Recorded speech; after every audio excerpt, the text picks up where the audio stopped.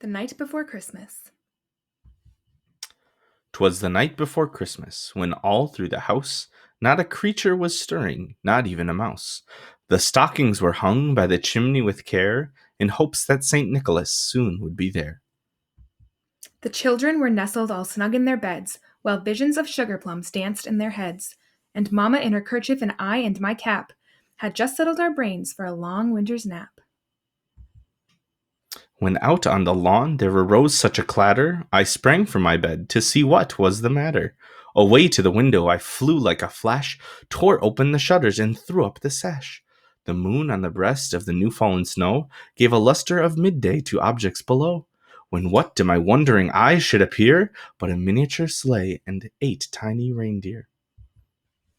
With a little old driver so lively and quick, I knew in a moment it must be St. Nick. More rapid than eagles his coursers they came, and he whistled and shouted and called them by name. Now Dasher, now Dancer, now Prancer and Vixen, on Comet, on Cupid, on Donner and Blitzen. To the top of the porch, to the top of the wall, now dash away, dash away, dash away all. As dry leaves that before the wild hurricane fly, when they meet with an obstacle, mount to the sky. So up to the housetop the coursers they flew, with sleigh full of toys and St. Nicholas too. And then in a twinkling I heard on the roof the prancing and pawing of each little hoof. As I drew in my head and was turning around, down the chimney St. Nicholas came with a bound. He was dressed in all fur from his head to his foot, and his clothes were all tarnished with ashes and soot. A bundle of toys he had flung on his back, and he looked like a peddler just opening his pack. His eyes how they twinkled, his dimples how merry, his cheeks were like roses, his nose like a cherry. His droll little mouth was drawn up like a bow, and the beard on his chin was as white as the snow.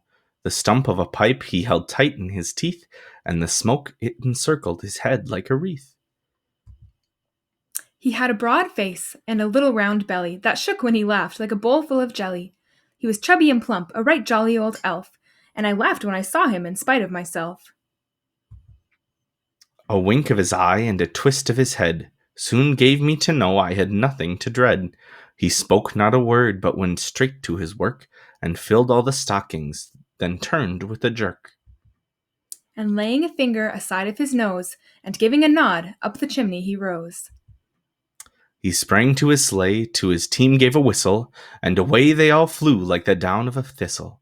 But I heard him exclaim, ere he drove out of sight, "Merry Christmas to all, and to all a good night." The end.